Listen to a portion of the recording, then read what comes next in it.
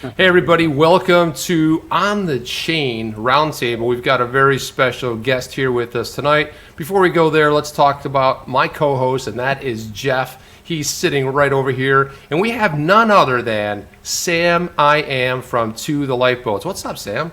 Howdy, doing good. Good. Yeah, you've been putting out some pretty amazing videos. We're going to jump into a lot of that stuff, talk about it. We're going to do a little mini workshop on some of this stuff. We're going to go everywhere. We're going to talk about XRP. We're going to talk about the ledger. We're going to talk about CbdCs. We're going to talk about the Fed. We're going to all cram it in here. And it's getting ready to start, Jeff?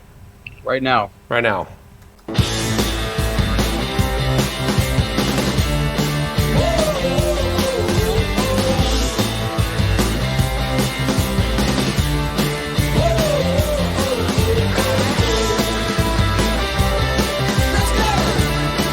And now, the roundtable with Jeff and Chip on the chain.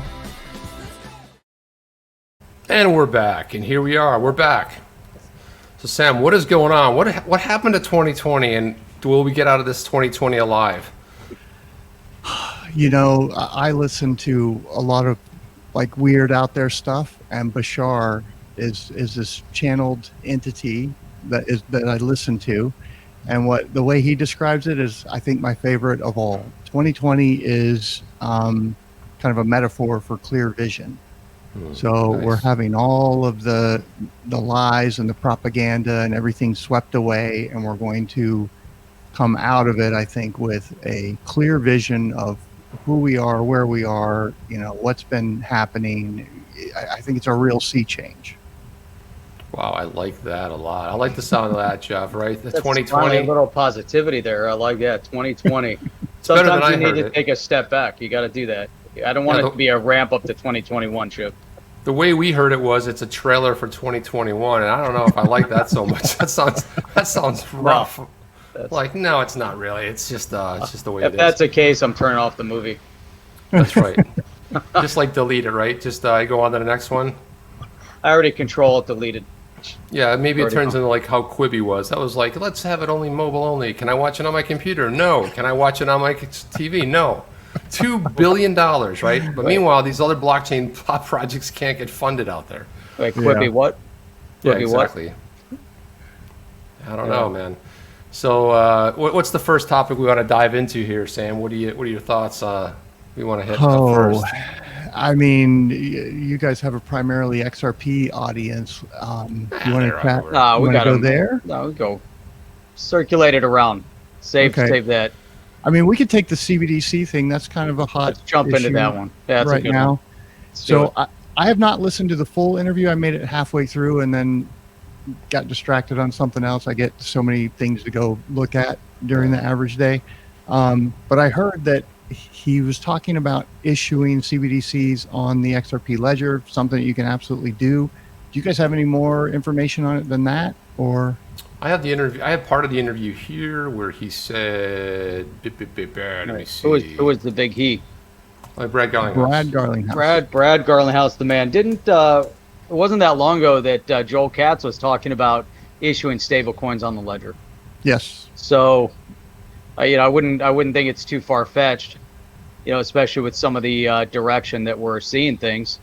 Who was it that recently came out and they said that they would rather see private stable coins versus Federal Reserve U.S.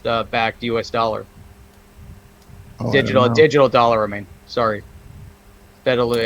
Who was that? Chip, do you remember? The lady. That was like a week ago. It was recent. I do remember something about that. Yeah.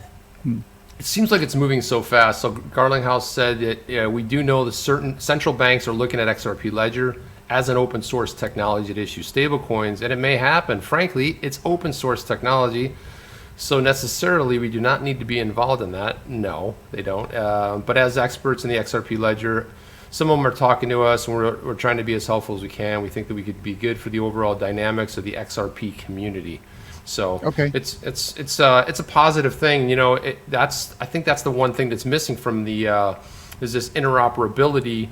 Keep flipping the screen in and out here. So I mean, you hear a lot of stuff, but the CBDCs are talking about, well, we could do this, we could do that, and all this. And I'm like, but the fear I have is it's starting to go back to centralization. It's like we were on a good move towards decentralizing everything. Everything needs to be decentralized. Voting, we need to know what our politicians are up to. We need to know where they're spending their money. Don't audit them. We'll see it on the blockchain, exactly how they spend their money. You want to be a servant of the people, for the people? That's great, because we can look and see exactly where everything's going and track everything. But it's getting away from that. Would you kind of, what are your thoughts? So, a couple things. That's kind of in line with what I thought he would say. I go back to the Finastra patent, which really, these are people in the industry. They know how the Fed works and how they're handling their account properties and so forth. And I don't know if you guys watched the video or not, but they basically built a CBDC system that could be rolled out to other central banks. As part of that, there's a feature where it will try and submit a transaction, and if there's insufficient funds, instead of failing like it would on the XRPL or most every blockchain out there, it goes into a queue, and it's a first in, first out kind of situation. And it will sit there and automatically retry, and like that's part of the protocol for the CBDC. Why? Because that's the way their systems work. So when I think of a CBDC on the XRPL, I don't think for a second that they're going to do their sole issuance on the XRP ledger. I think they would take a portion of it, kind of like we see with wrapped Bitcoin and wrapped Ethereum and all that. They'd have some locked CBDC in the Fed account, and then they would have some issuance on the XRPL that could be traded because that other fiat is locked up, or that digital fiat is locked up. And I also remember the Bank of America patent, going through that one when that got leaked, or when we found that they had filed this patent. And what that showed, there's a diagram in there where it's the same kind of thing. There's this process flow for a cross-border payment. And I had a question as to this one sort of process box in the document. It looked like the whole thing could be Ripple, and it showed SGD, I think it's Singapore dollar, being what I kind of thought was this is on the XRP ledger, and they're using that to trade across, to do the FX exchange. So that's kind of the context that I see it being used as a tool that anybody can swap into to enable a cross-border payment. And the central banks don't have to really be involved other than creating the issuance and allowing it to be traded. That makes a lot of sense. So that interoperability is what its strong point is, aside from everything else. And there's going to be a lot of different solutions out there, so you're going to need a lot of interoperability, right? Because they're not going to be able to and they're going to be in the same boat they always were, right? They'll be like, okay, we've got this digital, token now. What do we do with it? Jeff, what are your thoughts on that? Yeah, well, I was trying to pull this up. So, earlier today I was talking about Acoin, and it's built on the Stellar. And so when you look at that, one of the things they talk about is interoperability also, throughout the process. This is something that they're rolling out over in Kenya. Their claim there is one coin, one Africa, basically, so they want to get it out into, and it's being used, or, they say it can be used right now to pay for gas and some other things. So as you start looking at, and I'm not sure if that's a stable coin or not, but I guess the point being that here they're, trying to roll something out that's going to be used, countrywide. I believe these CBDCs, for the most part, they're either going to be completely centralized, like what you have over in, in China, where it's going to be a lot more centralized, or you're going to see some of these countries, or like, look at the sand dollar. The sand dollar is more of a digital asset as we know it, not something that just created. It's not like the petro in Venezuela, and something like this Acoin, but these central banks, they're not going to do it for themselves. They're going to have to hire out and, get the best technology out there. That's how I look at it. What are your thoughts? Yeah, so I've thought that they would partner, but I think it's going to be with somebody like a D&H or Finastra, somebody that they're comfortable with, that they've been working with for years, that they know has competency. There's no way they're going to like go out with some DeFi startup or say, hey, build us a CBDC. We want to put trillions of dollars into it. Too risky for the bankers. Yeah, I'll leave it there. I've got another thought. It'll come to me in a second. Well, what are your thoughts about Stellar though? Because we're seeing, there's been multiple projects now that have built on Stellar. Either they've, taken it not on the public chain, but they, Chip, what was it, in Romania or I forget what country it was in. Yeah, and they rolled out their own, but it was going through the test case, but they built out their own private chain. I think we're going to see a lot of that. I mean, if you look at like Cardano, their whole plan is to create this ERC20 transport tool, and they realized, hey, we can do the block processing just for our coin, but we can also throw in 4 or 5 others if we want, and divide those up into groups. So I think that's what we're going to see, is sort of a centralized or a merging of the sort of hardware mining platforms, or the hardware, blockchain securing networks, however you want to look at it, depending on the specifics of the protocol, and more of what we've seen out of Ethereum, but happening on these other blockchains, because Ethereum has just failed to scale. And if Stellar is one of those, I think they could be. Like I've looked at them, and they've been touting this IBM partnership for years and years and years. Nothing's really come of it. They seem to be starting to get some traction now. Is that going to be substantial? That's what I don't know. So, well, didn't IBM start working with a Ripple partner recently? I thought something came across my screen like that. Maybe I'm not, but it's funny where you see what IBM's doing. I saw, like, I'm on Twitter today, and I see one of the ads come up about how they're working on supply chain stuff. They're really working hard on that, and there's other projects out there that we're trying to do that. But who's gonna? Not that there's going to be like one, but there's going to be a couple winners, and there's going to mostly be losers. But the thing about what you talked about before, Sam, is IBM has the ability to scale fast, scale quickly. Not only that, but they got a backbone and infrastructure to deal with, where you're basically, if you're somebody else, you got to figure that bit of it out. They don't have that part of it, and they have a ton of blockchain patents too that I think people forget about. So I think I wouldn't say they're underground, but they're kind of doing stuff out there at their own speed. But they're doing stuff. They're moving forward. But I don't hear much anymore about this whole, what was that, 3 years now maybe it was, the whole IBM thing. Yeah, I haven't seen a lot of traction. So I don't know. I don't really keep up with Stellar all that closely. How'd you like to be Jed, though, cashing that XRP in like that every single day? That's a pretty good gig if you can get it, right? It's like, you come out of Mount Gox, end up falling into this other cool thing and saying, no, man, I don't want to be institutional. I want to be consumer-based. And then years later, roll it back to, no, we want to be the CBDC. I'm like, wait a minute, man. That was like anti what your whole vision was. And then they kind of like rolled it all the way back again with it. Because remember, they're going to be more of the consumer focus. And now the CBDCs, they're like, the Stellar Foundation, we have the best thing. Also, too, the way they're set up on the whole decentralized, that whole sort of, the Stellar, what is it called? The Stellar Foundation. So it's decentralized. Companies hands off, which I kind of like. I like that a lot in ways. But there's other problems with that particular things as well. So there's a lot of trust there too, right? Mm-hmm. Yeah, I mean,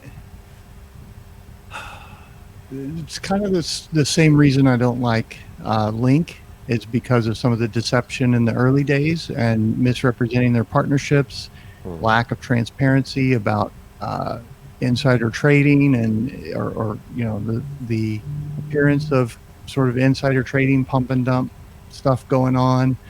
Just things like that. They don't talk about how much they're subsidizing the network, to what extent every month. They seem to be having some success now, but I would still go back and like, okay, who are these people that would do this to get to get attention. And to me, that's a red flag that I would just say, now find something else to put money in. Yeah. I think, when you look at some of these projects, like Stellar's been around for a long time. I think they're staying more or less on topic, similar to Ripple. Ripple is staying more or less on point. They're focused, financial institutions, banking, all of that. They want to stay large, big picture. I think Stellar, even if they're going to create a backbone for the CBDCs, that's still retail, because they're still looking at the movement of money. They're just creating the infrastructure to move the money. So that maybe they segued a little bit, but they want to bring banking to the unbanked. But if you're going to do that and you're going to have the platforms, what better way to do that than to help these central banks switch over their currencies and have them build their digital currencies on your platform? Especially in some of the countries they're tapping into, like this project over in Africa. So, like, my opinion, when it comes to the unbanked, they have, there's no legacy like holding them back, right? So if they're more likely to go with a non-governmental solution, in my opinion or my mind, than they are anything that's going to come from the government that really hasn't played a major role in their life for a long time. And that's one of the reasons I like Reserve, as it's this. Sure, it's a dollar stable coin now, but they're going to move away from that eventually and just be a stable store of value. How do you measure that? I don't know, but I think projects like that stand a chance to be really successful down the road. And I think that's the kind of thing that I see, these third world countries, the unbanked and the underbanked, actually gravitating to more so than a CBDC the government wants to foist on them. Yeah, I mean, I think there's also, to that point, there's still an issue. If you're unbanked, how are you getting, even with the digital asset, how are you going to get the digital asset? You still have, there's a little bit of a hurdle to overcome. App on your cell phone. Yeah, so you have the app, but you still need a bank. You need to, there has to be a mechanism for you to get the money there. How do you get the money there? Well, I mean, if you're poor, you're dealing with 5 people, and you can get those 5 people to accept, reserve currency or some stable coin or something like that, why do you need a bank? You can just trade within your little circle. Yeah, I agree. Yeah, you probably don't, but I guess that they need that starting point. So if you're going to open up with ABC coin and you're saying, okay, you guys all have an app, well, we're going to do an airdrop, or we're going to do an exchange. You have, 500 fiat currency. Give us that 500 fiat currency. We're going to airdrop digital asset on you. And now we've developed an ecosystem. Or to your point, as they're in the ecosystem, they get the app. People are now going to start instinctively paying with that digital asset. It's going to bring them into a further ecosystem. But I'm just trying to think of that first starting point. But I guess that's possible too. Yeah, that makes sense. But do you remember that town somewhere out west during the pandemic? They issued their own coin. It had a value to it, because what they were trying to do was keep the local businesses alive. So they had their unit of it was just, what was it? It was like a wooden nickel or something, but it was worth something. So you could trade that to somebody. They issued them all to the whole town. And it was the best case that I saw what you're talking about, Sam, because instead of going to Amazon, having stuff delivered from outside, and then the local store closes because they couldn't get out there, they started doing trading back and forth. Somebody had a farm, they were trading food for this piece and that piece. They kept a town going, they kept it alive. And I thought it was, it's funny, because if you look at that and you draw parallels to that, the blockchain, you go like, okay, I start seeing, because in Kenya, if they can buy gas for it, they have a little scooter, they want to buy gas, right? Whatever they make, whatever it is, Sam's right. Really, what everyone has is one of these in their pocket. Now, it may not be this model, but as long as it has a connection, as long as it has some way of some shape or form that you could send something, I do think we're thinking about it. We think legacy-wise. We think, well, at some point I got to take this coin and drink it to the bank, and what we're trying to do is get away from that. We don't. The banks don't know it yet. I mean, and who knows how long it'll take. But the whole idea and the promise, I thought, of Bitcoin was, to get away from the banks, and getting beat up and destroyed, and just the power that they had, And you can see how that's done, and then they always bring it back to the nefarious things. Well, it can be used for this and that. My buddy sent me a clip today, and it said, this is the first congresswoman who bought Bitcoin. I'm like, publicly, okay? Publicly, okay? But, she may be the one brave enough to come out and talk about it and how important it is.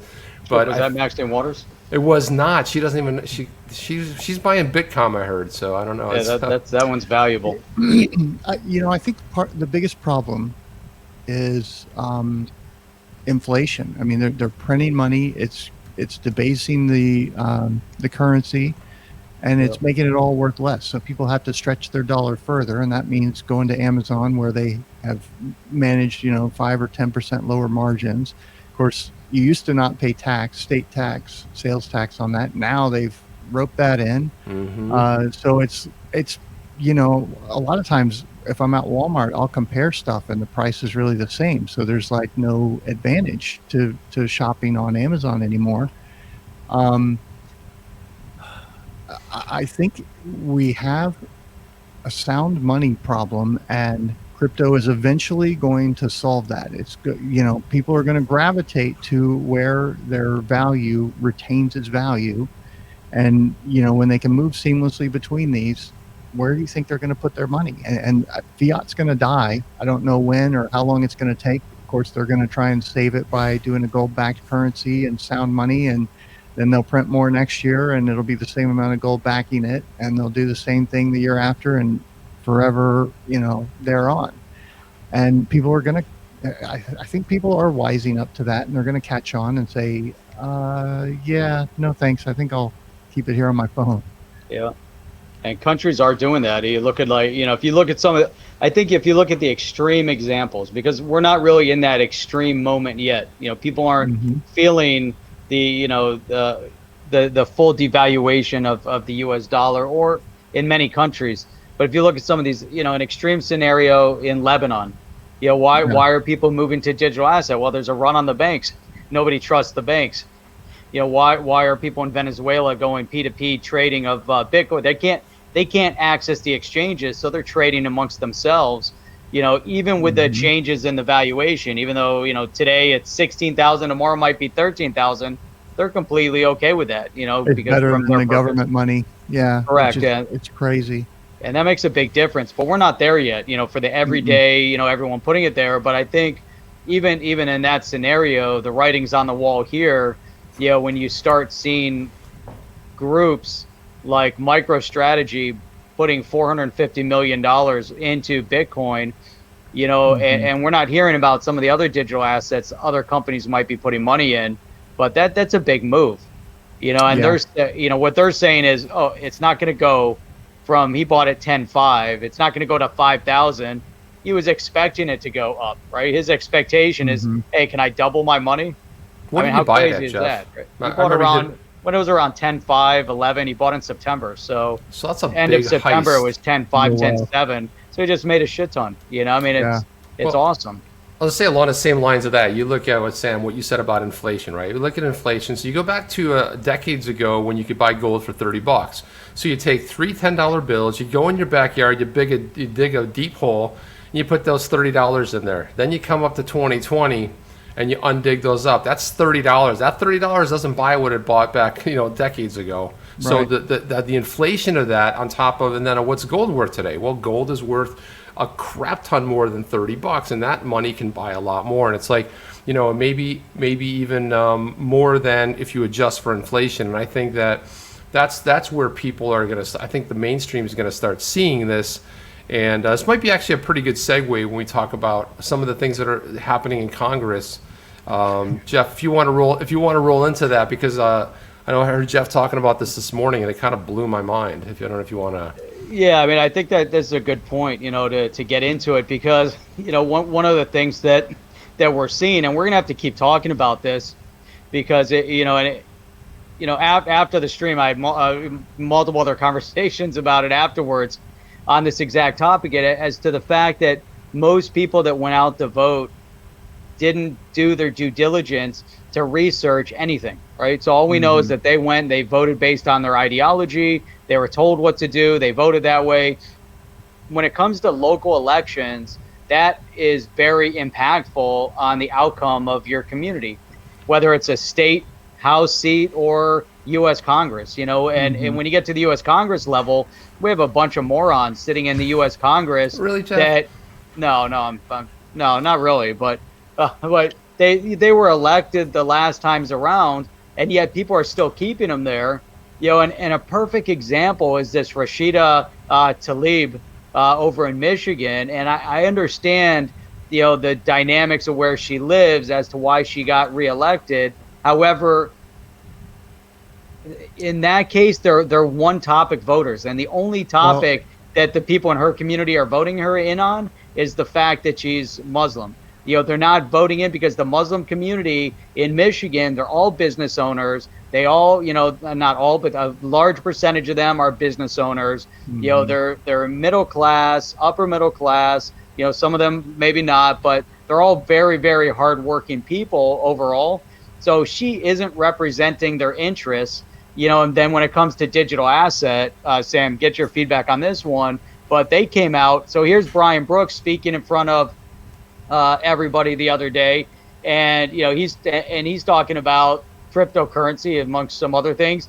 She comes out and critiques. She doesn't just. Where am I here? There you go. You're back. Okay. So she doesn't just come out and critique, but she said he spoke too much about cryptocurrency. He spent too much of his time. And then she said, we're in the middle of this economic crisis due to the pandemic. You should be focusing on that. But here he is talking about, here's a way we can get out of it. The solution, right? yeah. Here's the solution. They're problem makers. He's probably he's a problem solver. So then they write a letter, specifically talking about these facts, and they issued a letter, and it's crazy, this long letter that they write to critique, and but it's mind-boggling, that people are going to continue down a path because they don't do their own research. I think politics, one of the biggest problems with it is we're presented with this Hobson's choice on every election of, do you want A or B? And there's more than two viewpoints, and it's it's a symptom of the corruption that we're kind of weeding out, or is being exposed at the very least right now. All these campaign finance laws, all the hoops that you have to jump through to get ballot access, the fact that these people are excluded from debates, so they don't even get exposure. People don't really even get to see them or know who they are. And if they agree, if one of the unknown candidates agrees, well, then the major candidate drops out and won't do it. And then the media calls off the debate. So it's like, it's such a joke, really, in my view. And like, that's why I don't know what the solution is. Well, I have my solution, but burn it all down. Yeah, pretty much. Yeah, but Sam, it's amazing because these people, they're like across the board, and they're not representing our interests economically any longer. They're there representing a political ideology, which is extremely dangerous, but there were six of them. So you have this Rashida in Michigan, this Stephen Lynch in Massachusetts, Deb Holland, New Mexico, Ayanna Presley in Massachusetts, Jesus Garcia in Illinois, and Barbara Lee in California. And here it says they blasted OCC's unilateral actions as short-sighted calls, they said, could put the entire hierarchy of dollar-denominated financial assets at risk. You don't want these people anywhere. What do they think is happening like right now? Exactly. Did they not see that China just extended their Cbdc to Iran? That's their primary trading pair. That China's part of BRICS. I mean, people are moving out of the petrodollar paradigm left and right. It's been happening for years. It's continuing to happen at a time when the U.S. is printing trillions of dollars and pretending like this party can just go on forever. And the reality is it can't. The chickens come home to roost at some point. And if Brian Brooks is right with what he's saying, I mean, I sent him the letter that I wrote to the FinCEN and the Federal Reserve Board chairman that they're all going to get to read apparently. But he had done something the same day, I think, and just echoed some of the exact same things I was saying. I mean, he knows exactly what's up, and But I think it falls on deaf ears. It falls on the ears of people who have other interests, who are compromised to one degree or hamstrung by their donors who got them there in the first place, and that's part of the problem with politics.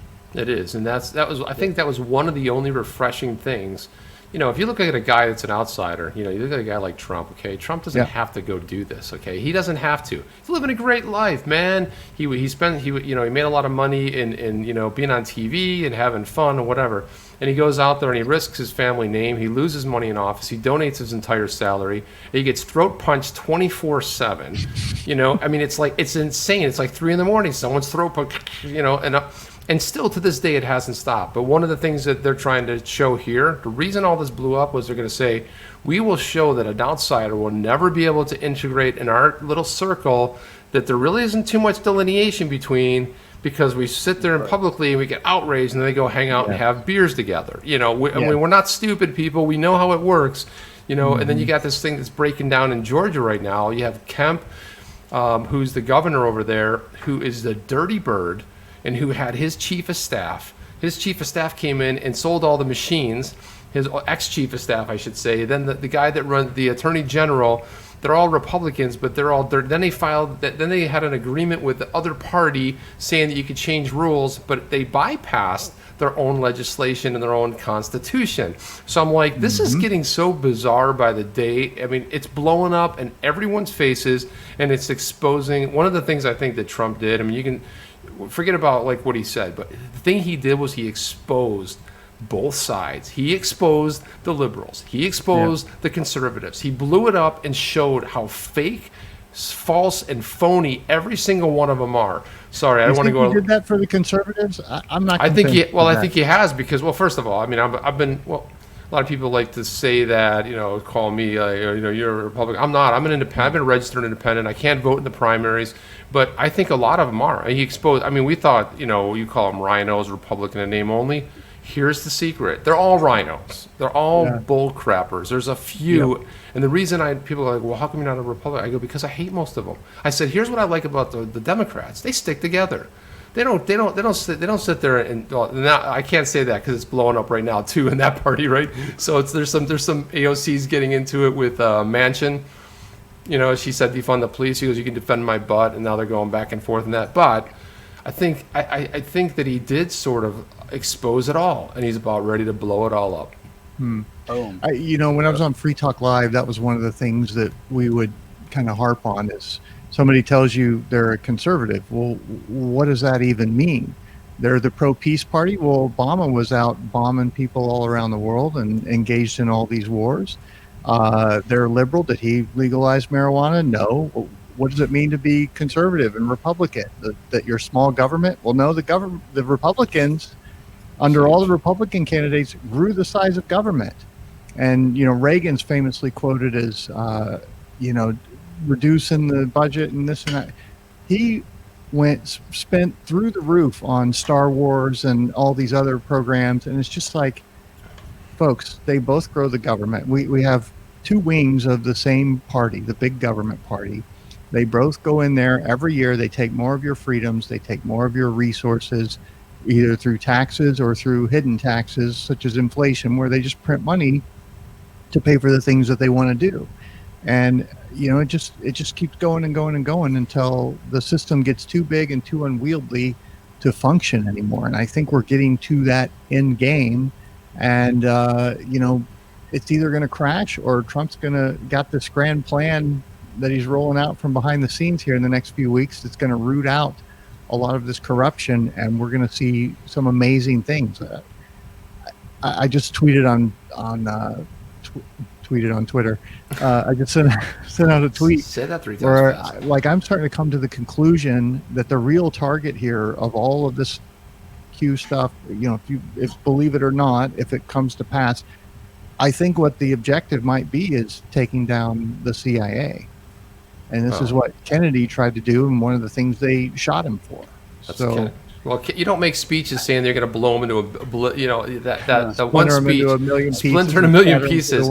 Yeah, probably not a really good idea to get real public about that. Kind of like work work behind the scenes a little bit, and that's, you see how that was, the man. CIA director has stopped coming to briefings.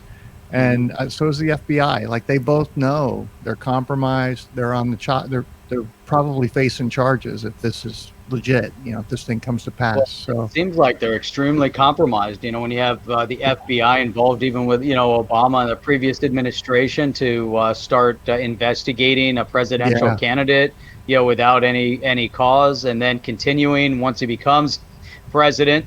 And it's really mind-numbing. The orchestration that we've seen leading up to this, and yet there's members of our community that believe it's all conspiracy, and there's conspiracy theories out there, right? I mean, you can dig down and you can dig into and you're never going to find the end result, like the whole JFK thing, and the number of shooters and all that. You could say that's conspiracy because you can keep digging and digging and digging. I don't think we're ever going to find an answer to it. Here, we have the answer because we saw everything unfold in front of us. There was nothing hidden, right? They told us, here's what we're doing. Here it is. Russia collusion, Russia, Baba, all this stuff, all of it fake, right? We all knew it was fake. It was all revealed as being fake. Nothing, it was all out in the open, and yet they still get away. Hillary Clinton with her 30,000 emails, still gets away with it. I mean, it's just over and over and over again. And the one thing, to really focus in on this one is every time the government takes an inch, they're going to go they're going to take it, a foot. They're going to go a mile. Anytime you give, they never give back. There's never a situation where you get it back. And that's why the government keeps getting bigger and bigger and bigger. And you got to be so careful with things like that. I mean, even like if you look at, Obamacare, you look at any of these orchestrations that they put into government that are just, they turned out to be horrible. Even Social Security. Social Security was going to go broke. They're saying it's going broke because of Trump. No, it didn't go broke in the past 3 years. I studied the Social Security going bankrupt when I was in grad school back in 94.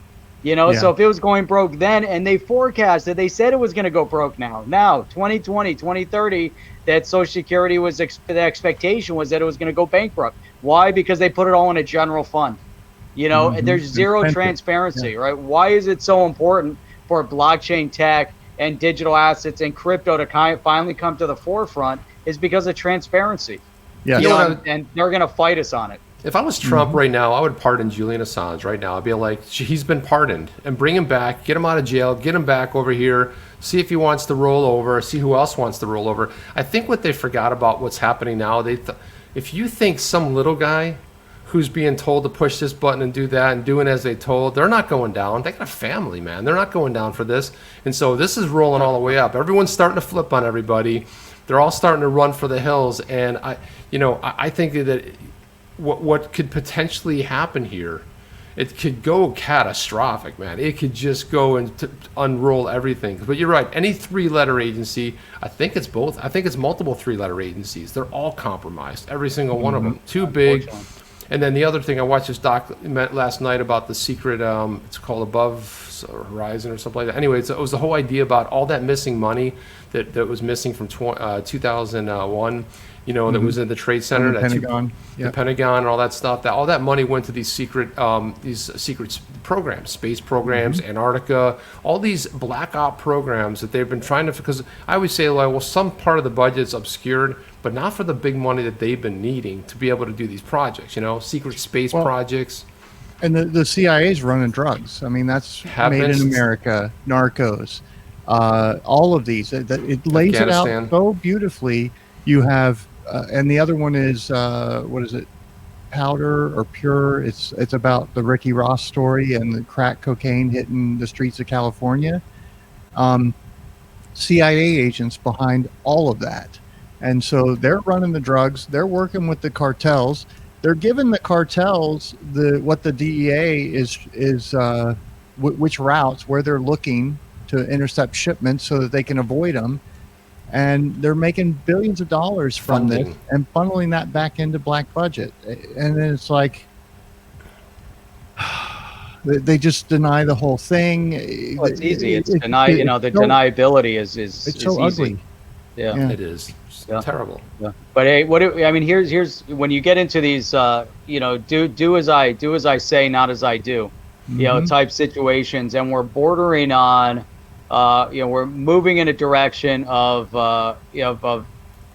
fascism, totalitarianism. It goes beyond socialism. You just Mhm. look at what they do, what they say. It's amazing. But how about this? I mean, completely as a side note to all of this conversation, but Governor Newsom over in California, again, showing someone that isn't held accountable. In California, they're telling people you can't do this, you can't do that, you can't go out. Oh, they want to shut everything down again. And here he is going to some restaurant, a fancy restaurant, Yeah. dinner party, 12 different families, Yeah. huge dinner party. And what does he comes out and he apologizes, just like, the governor of Michigan's husband trying to get boosted up in the line to get his boat out of dry dock when nobody could Mhm. do anything, and there's stuff like that. And It's over. Pelosi was going to hold a new congressman dinner inside, with all of them there, and just canceled that when it came out. It's the rules are for all of us, not for them, obviously. That's right. Well, Newsom Of course, too she said. already got caught at the hair salon, That so it's too. like she doesn't give a fuck. Well, not only that, but the best part of that was when they had the press conference after that, and she says, the only thing I'm guilty for is falling for that trap. Yeah. I'm like, that's what you're guilty for? The trap, yeah. And then Newsom also said he was going to donate 10% of his salary. He's going to take a 10% salary. Oh, please, man. Really? How Can about you, 100%? How can about you do that 100%? for the little guy? And then someone Yeah. did a little digging and said, well, you haven't done that yet. Oh, I'm sorry. And here's the thing: for most of the people working in government, what's really changed? Have they taken Nothing. a pay cut? Have they seen a third of their coworkers lose their job? Nope. No, because they Zero. can just come to us and say, "Hey, you need to cough up a little more." Hey, oh, you're working from home now. We're gonna add a 5% luxury tax for that. And it's like, what the fuck? How about, since I'm not going out and using all the government services anymore, I get a 25% discount on all the taxes? That's Yeah, it. Shouldn't Yeah. that be what the direction we're going? But it's never enough. And it's, look at the university system. The banks have set that up so you can never discharge that debt. They will take it out of your Social Security check. $250,000 for an art history degree that will maybe get you a $30,000 a year job. You'll never be able to pay that off, and you can never discharge that debt. And the reality is, without the government guaranteed loans, without the government's guaranteeing that you can't discharge this in bankruptcy and we'll take it out of their Social Security checks, those programs wouldn't exist. We'd have some market forces in there dictating how much you spend on college versus what the degree is likely to earn you in the next 5 years. 100%. And we'd have a sane system. But everywhere government touches, it just turns to shit. Big time. Yeah. And it's amazing. I mean, you look the tuition, healthcare in a cash environment works. Mhm. And I see it. I see it firsthand. I see, how these cash practices are building up, and they're doing, some of them do really well, but the guys that don't do well are stuck in the mindset of the old way, which is being relying on insurance payments. But if you want the best kind of healthcare, then you go to cash. It's all cash, right? You go to sick care, you go to healthcare. You make the choice. Yeah. It's You tough. go back to the 1950s and look. You go on Google, 1950s hospital delivery bill, and they're like $39, something like that. You adjust it for inflation, and it's about $250 to $500 to have a baby. That's with spending like 3 days in the hospital to recover. Now, what is it? It's 10 insane. grand minimum. Oh yeah. And it's insane. They have made it so expensive and so cumbersome that you have to have insurance now to be able to get medical care. And then they have the people screaming for, well, we need health care. We need government universal health care. It's the last It's like, thing. well, the government Yeah, no, created this problem. Why are you going to them to solve it? And people just don't even understand that basic They have reality. no clue. Yeah, well, most of them are so clueless. They've never looked at the healthcare industry to see how it actually functions. What is going to make it better? Why is this practice doing better than this practice? Those that understand how to work, like in the HMO environment, there's some that they're horrible. but then others didn't know how to work the system. When they know how to work the system, they're getting tons of money from the government, but they know how to work the system. They give it a little bit of a perk, you know. And then on the other side, again, you know, these small private, but it's government. Government touches it. You know, people are making medical decisions because of the healthcare insurance, and healthcare insurance went astronomically high because of government.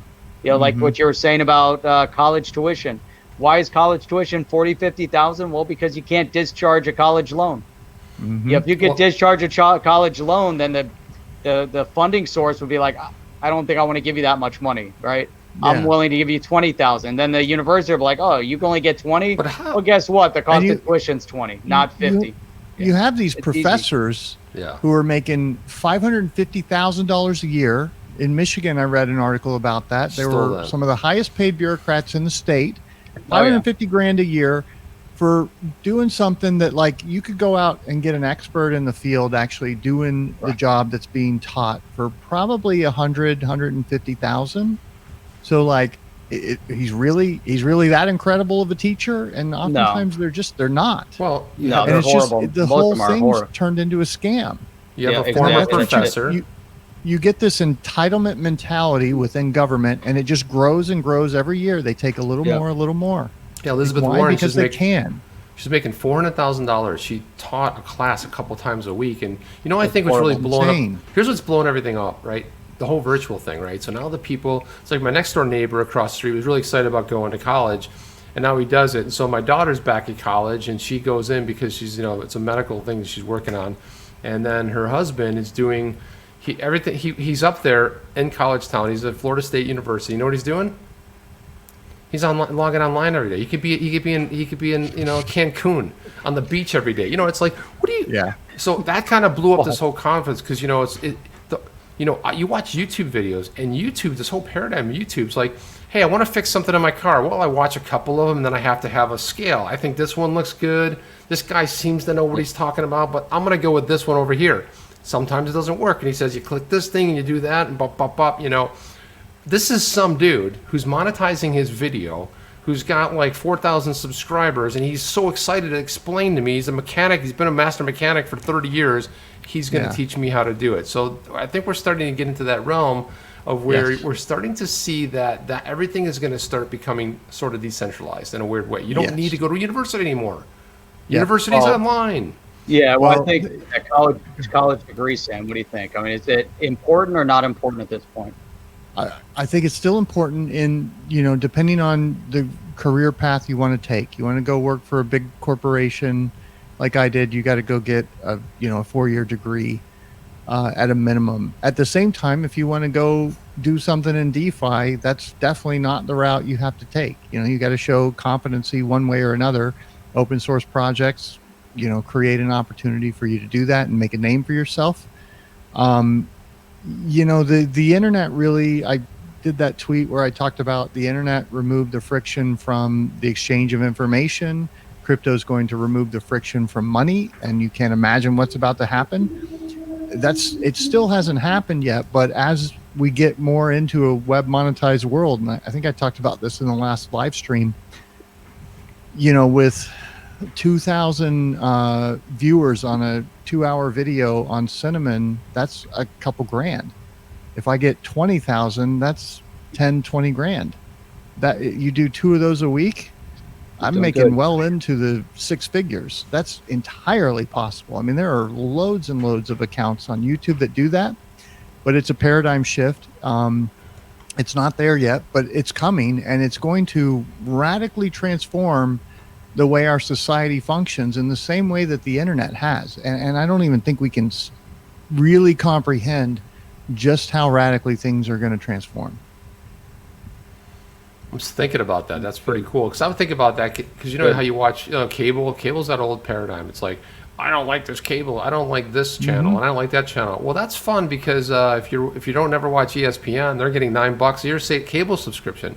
And if you don't like CNN, CNN's getting blah blah, whatever, and so on and so forth, because they negotiated it how many years ago? 30 years ago. So this whole idea of cutting the cord, the only way you're going to be able to do that. I mean, why aren't we doing a la carte? Why aren't we going like, let me pick the bucket of things that I want. I like this channel, Now, I remember when YouTube came up. So YouTube introduced their package, their TV package, and I'm like, wow, it was like $39. It's pretty cool. I checked it the other day. It's up over $75. I'm like, what's the rub anymore? It's like it's turning into you guys brought it back around to turning it back into the old legacy TV thing. That's cable, all yeah. it is. They're all doing it. I did a survey with YouTube, and just last night it was like, would you like to answer a brief survey about YouTube? I'm like, okay, sure. So it'll be brief. It took me over 30 minutes to fill it out because I think it's brief for the people who give them the answers that they want to hear, and it's very long for the people that give them truthful answers like I did. So it started out, and I think this was triggered because I switched from only broadcasting on YouTube to going to Restream and then having it sent out to Facebook, to Twitter, through Periscope, to YouTube, to DLive, and to one other one. I don't even know all of them. But so now I'm on multiple platforms. I'm less dependent on YouTube. If they want to cancel me, that's fine. I'll go broadcast, and my users will find, most of them are going to find me on one of these other mediums. So they had a bunch of questions about how do you feel about our policies? How do you feel about our communications about our policies? How do you feel about, just everything under the sun? I gave them almost very, very negative remarks. Then they asked me, like, how do you feel about, I wish I would have recorded it. I think it would have been great. That would have been a nice to play back for people and talk. God, that would have made such a great video if I only had the foresight to think about it. But then they asked me, well, what other platforms do you publish on? And I think it was Twitter and Facebook and YouTube. And then we went through each one asking, how do you feel about these things? And so they wanted to see, where does YouTube fall amongst all their peers, all their competitors? So like they're realizing that it's becoming a threat, that they've been censoring people. And they even asked me to fill in a couple things. And one of the things I told them is like, look, you guys are deep platforming people left and right. You're not giving clear guidance on disputes. I'd be stupid not to, make plans to move away from your platform. And if you don't fix this, your copyright issues are a joke. If you don't fix this, web monetization will. And that is what I told them. Man, that would have been a good video. Yeah, it would have made a great video. But it shows there is a paradigm shift. They are sitting up and taking notice. They are starting to get worried. That's exactly what this survey is a response to. They're concerned because people are starting to leave their platform and all these alternatives are popping up. And this is just the beginning. We don't even have the friction worked out of money yet. Yeah. But it's such bullshit, with YouTube anyways, because you look at it and I'm sure they're listening. The AI is gonna give us, who knows, a strike on this. Mm-hmm. But this morning or Saturday morning, I do a live stream and the title is XRP a security, right? That's it. That's my title. And the thumbnail, XRP is a security. How is that controversial in any way, shape, or form? It was right? what you said, Jeff. It's what I said. But from the monetization perspective, YouTube says limited. The video is running limited or no ads due to content identified is not suitable for most viewers. What did I talk about today? I highlighted some of the things from Rashida Tlaib. I talked about those types of, now it was all 100% factual. Nothing was, in any way you could, not controversial in any way because it's 100% fact. And here's YouTube, the AI. I'm not even talking about from the face, because we posted videos and we're definitely getting strikes on our videos that it doesn't go out only because of things. We mentioned China and stuff like that, and we haven't built our sub base in the tens of thousands yet. We're only hovering in the 5,000 range. So we got to get to that tens of thousands to where it doesn't impact as much. But here you are, like something like that, they're listening, and it's crazy, Or here I am, I've got the Saudis hammering my stream. Do you? Do you have that's nice. There you go. Yeah. Well, so I've never had a problem. I mean, you can go back and look through the hundreds of videos, live streams that I've done until I switched to Restream.io. and it worked fine until I started talking about the elections, and then my bandwidth normally is 12 to 1400 went down to 400, and the next stream, and it was fine in the beginning, and then it gets hammered about 30 minutes in when I finally start the show, and then last night it went down to under 200 kilobytes per second from what's normally 1400. So yeah, there's people paying attention. They realize. It's AI. I think they have to realize that there's a paradigm shift, and I think that's part of this process too. Is the old media is dying, and it's, if they've been complicit in this, or if they've been propped up and used as tools by the billionaires who are manipulating the elections, who are manipulating public opinion, I don't know that those organizations are even going to survive. They may not. It's going to be they're interesting. attacking Google now. Sam, you look on now. There's all these different articles from not CNN, but they're showing that Google definitely had an impact. They corrupted some of the election because they kept pushing, go out and vote, go out and vote. They didn't do that for everybody.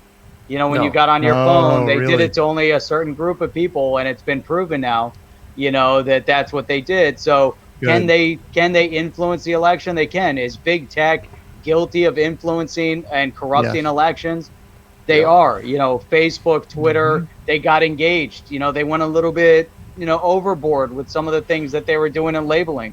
If they would have said, Twitter originally said hands off, right? They weren't going to do anything, right? And then they got engaged, and or Facebook, or whatever it was, but all three of them now. I mean, that's crazy. Well, that's the whole safe harbor thing, right? It's going to be the safe harbor. It's going to be fine. It's going to be good. It's like with the whole thing with YouTube. Like Jeff and I have licensed music, right? We actually license it. You download a license, but guess what?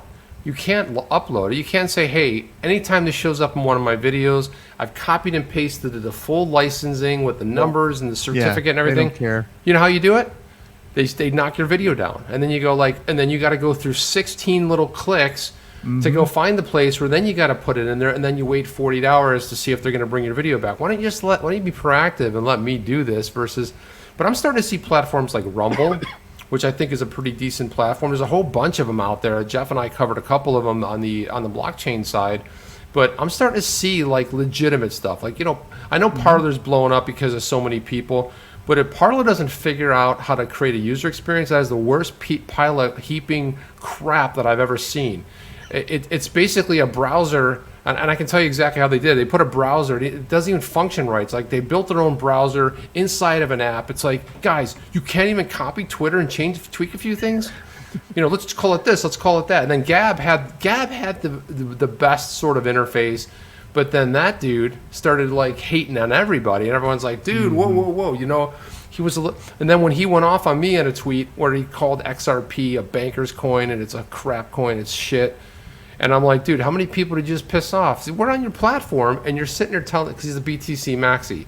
But I was like, at some point, it's okay if you want to operate the official Gab account as one way and your personal account another way, but he was operating on the official Gab account, gab.com. I thought Gab had a great solution, but no, they don't have the adoption. They don't have the growth. Yeah, I think eventually all these apps will end up on some kind of distributed computing platform, whether it's Holo or Theta or, whatever, to where, we have like the equivalent of what's happened with the proof of work chains, where people disagree over some aspect of how it should go forward, and they fork off and branch off, and the people who agree with that camp go in that direction, and the other people go in the other direction, and eventually these best in class features and services and things will win out, but it's not going to be at the expense of the others. The others will still exist, they'll just lose prominence. And I think that's the optimal way to sort of run social media, where nobody's in control, because it's just been shown over and over again, the power's too tempting, right? Exactly. And the fact checkers, right? As soon as I see someone rush the fact check it, and then everyone on Twitter is going to show me, yeah, but it was fact checked by PolitiFact. I'm like, I wonder who runs that. It's like, it's like when somebody rushes right away. And then they were live, we're gonna fact check. And they go, who are the fact checkers? Who are this stuff? I'm like, you're right, Sam. The best way to do it is decentralize it. And how humans work. Look, you kind of gravitate towards. You look at a school cafeteria, right? Certain kids get kicked out of the table. They said something, they got kicked out of the table. Then there's another table, and then someone joins, and that's how humans do. We kind of operate in like little tribes or bigger tribes, and there's ways to do it. But as soon as you have somebody, an entity, a person who's going to decide if it's a fact or not based on their ideology or how they feel that day. Do they feel good today? Did they have enough soy today? It's hard to know. It's who knows if they did. They had their plant burger today. By the way, I'm careful. I'm married to a vegetarian, so Well, there's nothing wrong with vegetarianism, veganism and all that. Yeah. You can go full keto, you can go full, meat diet, you can go full vegetarian. Everyone has their philosophies, but this craze of the plant-based burger, it's crazy. It gets out of control and becomes an ideology, and then it's like, there's a funny comedian. He talks about why is it that people that are vegan have to go around and tell everyone they're vegans? Is this what's his name? Osmo, the guy, he's from Sweden or something. He's over here. Yeah, check him out. He has this whole thing on veganism, and the person said they're vegan. He goes, "Oh yeah, me too." And he said he loves making fun of these people. So they go out to dinner together, and he orders a steak, and they. He said, "I thought you were a vegan." He said, "I am, but today I'm eating a steak."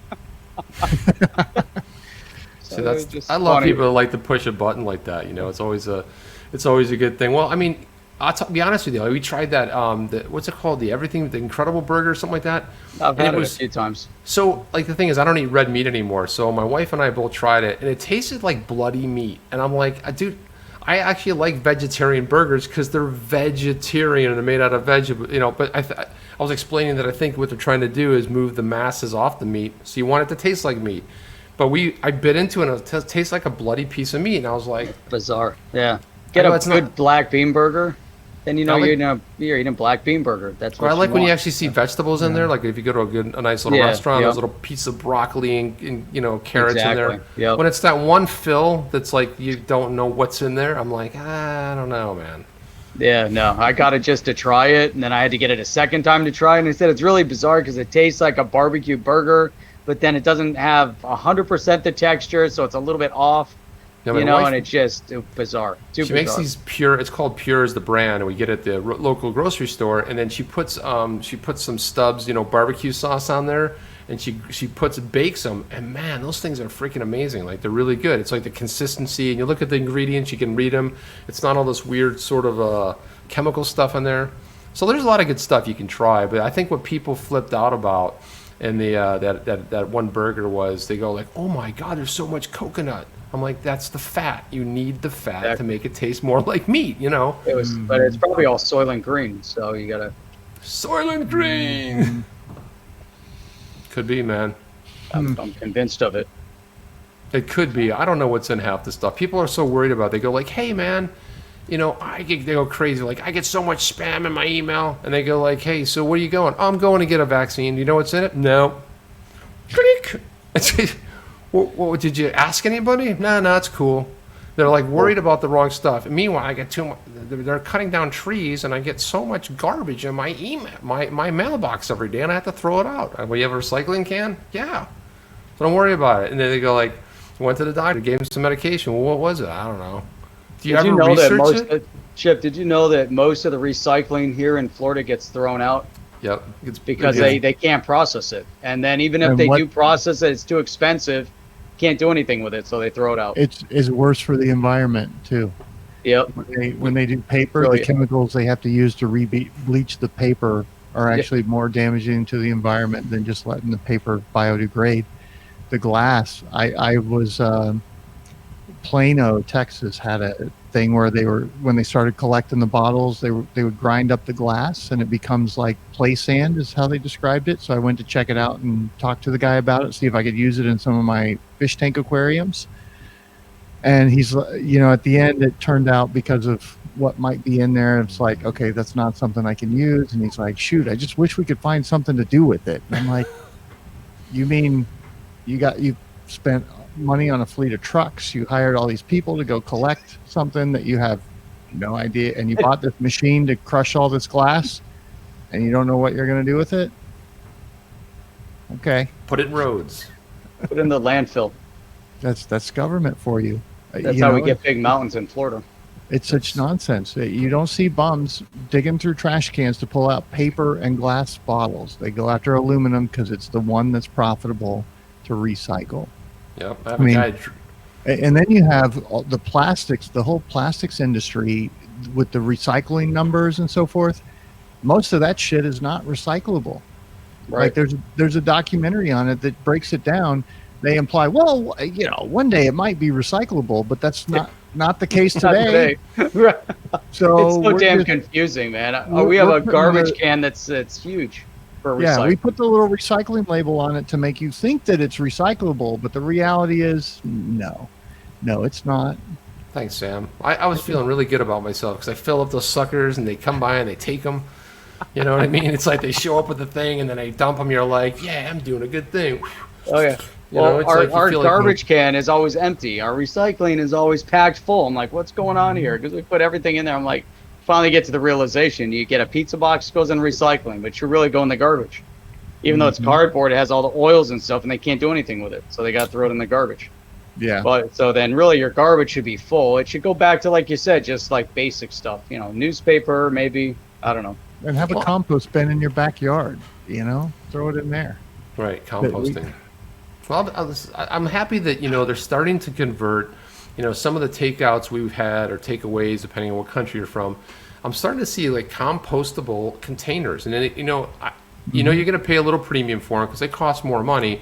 But I mean, I think we can all agree styrofoam's not a good idea. We should really Yeah. not be using styrofoam. It's horrible. It's for the environment.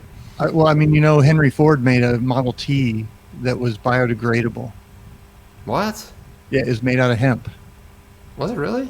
Yes. Well, you could smoke Hemp? it too. It's nice. No, I don't think you could smoke it.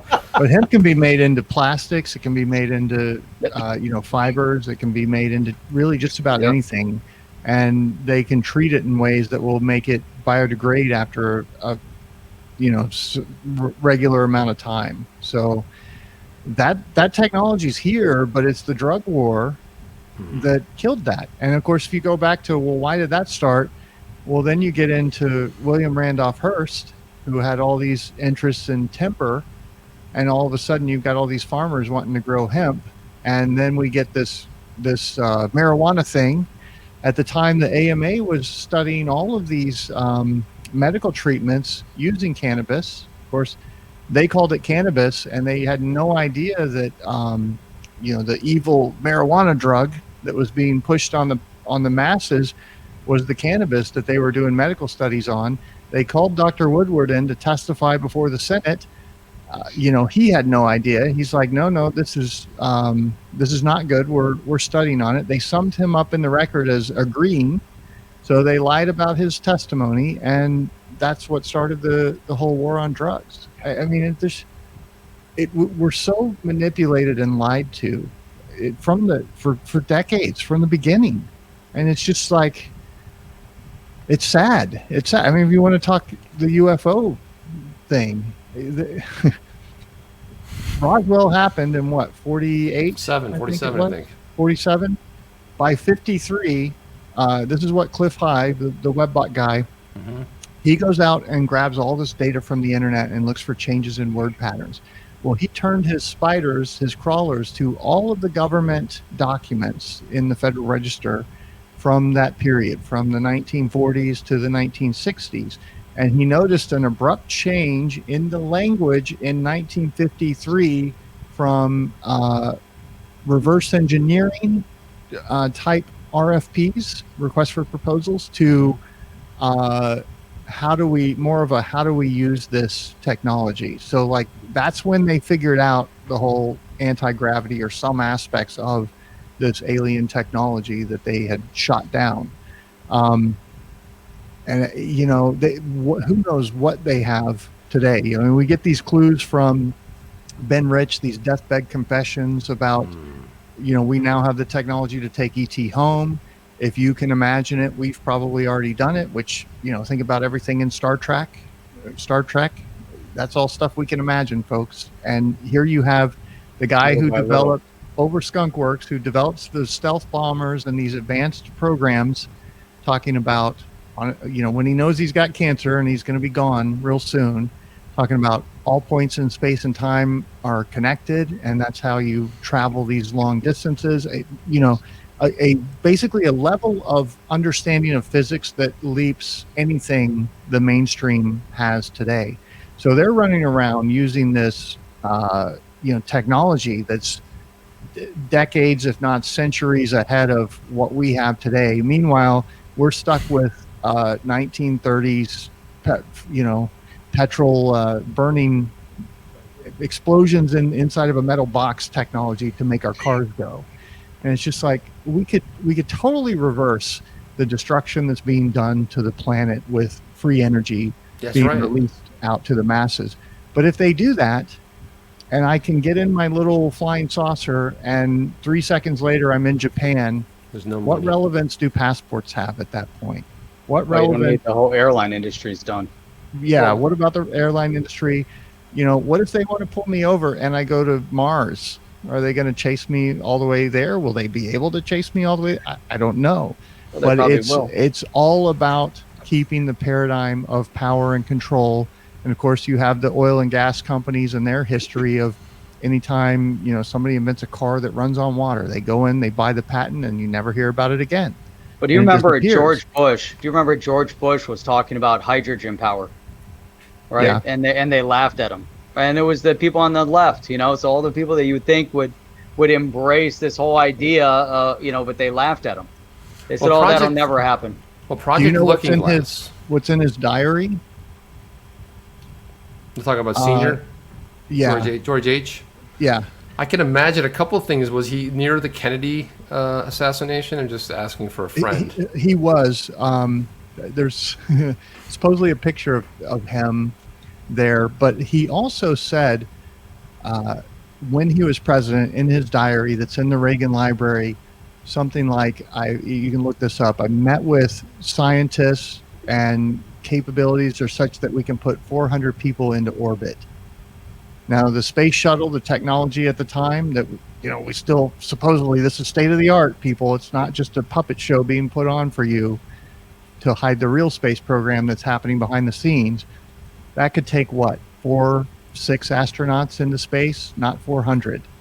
So either he was going senile or he got briefed on something that was not the space shuttle program and forgot he's not supposed to write about it in his diary. That's going to be I think you look at what SpaceX is doing. Elon Musk. He's already talking about what he wants to do and the period of time he wants to do it. And I think they were getting ready to shoot some more people up there.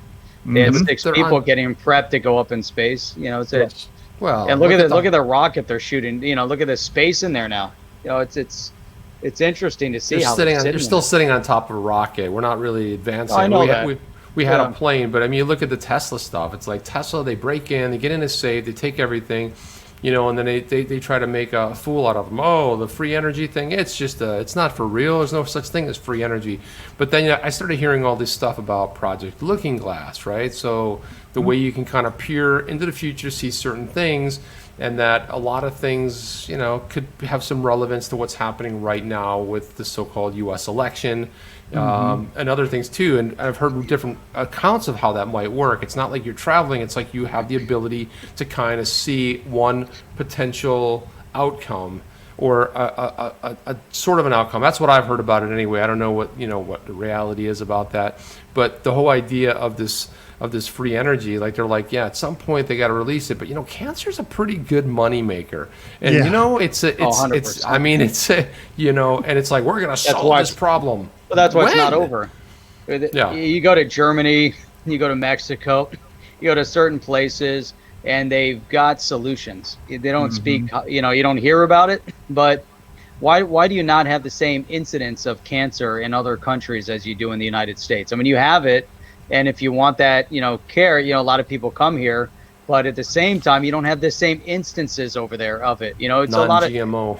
You have the non-GMO. You've got, there's just different types of medicinals that are available that don't go over here. Look at stem cell technology. So, If you think about in the U.S., you can get stem cell out of umbilical cord, and placenta and all of that. You can get the stem cell, but in the United States, they try to promote these stem cell products. The problem is they sterilize it. Once it gets sterilized, it kills everything in it, and they still try to promote it, or they freeze it, they do whatever, and there's nothing there. But when you go over to Germany and you see these studies in Germany, Japan, and elsewhere on these products, they don't sterilize it, and they put it into a petri dish and they grow it, and they exponentially expand the number of stem cells they can re-inject into you. Now here in the U.S., you can get your own stem cells out of your bone marrow. So they extract bone marrow, they spin it down, and they extract out the stem cell, and they can re-inject it back in. Sounds painful. So it's not as well. It's a little bit, but not as painful as you think. but everywhere else, they can culture those stem cells, and they can expand the numbers that they put back in your body. So there's a lot of things that you can heal on your body today with these types of technologies that are being suppressed because of the FDA, mainly because of the pharmaceutical industries. If you look at the pain space, the pain management pharmaceutical industry was putting a huge amount of pressure on the regenerative medicine space and not allowing them to expand because there's so much money in opioids, right? And on the other side of it, these doctors are buying kits or whatever they're doing, but they don't need the pharmaceuticals, because once they give someone an injection and that person's paying cash for it, they do it a couple times, they're done, that's it. They might do a follow-up once a year, but they're not hooked on a drug for the rest of their life. So there's a big dynamic. The opioid crisis that we have today, where does that get its roots from? And it's the pharmaceutical companies. They prescribed what's the heroin replacement drug that they called it? Oh yeah. Y'all know what I'm talking about. Yeah. In order to get people off of. Well, no, I mean it was like a crap. Not But they're giving people to get them off of heroin, or if you're on drugs, they give you another drug to get you off of it. They were given this as a painkiller, but it's basically opium. And then you had the California highway where people were going from one doctor to the next, getting a prescription, another prescription, another prescription. Then they finally shut that down. Then you have Dr. Cleggett pop up. That's the whole pharmacist thing. She's given out thousands of prescriptions for this opioid. There's junkies in her lobby selling the drugs that they just got. You can pay an extra $100 to get seen right away, because you're withdrawing or whatever. And you've got the drug rep working for this company collecting 6-figure quarterly bonuses, making the most of anybody in the company by like orders of magnitude, by multiples. And nobody's asking any questions. And then they shut all this stuff down. And what does that do? That pushes them out onto the streets, where now they're getting black market drugs that don't have the same purity, that don't have the same quality controls, that may have been cut with something that kills them, or they might have gotten a previous batch that was really weak. Then they get a batch that's really strong, and they inject too much and overdose. Is it methadone? Methadone? The methadone clinics. The heroin withdrawal drug. Yeah, yep. But this is not Xanax, which is still bad. I mean, they're all bad. They're all a degree of badness, And then here they talk about 19, the whole illness thing, and people want to take hydroxy. They're like, no, that has horrible side effects. You can't take that. I'm like, bullshit. $20. People have had it. We've treatment. been using it for since the 50s as treatments. And, again, we've had people, on that follow us, making comments on it. And I'm like, no, you got to do the research. It's been around since the 50s. Just because they're coming out with research, and all the research studies that they do on it are all corrupted.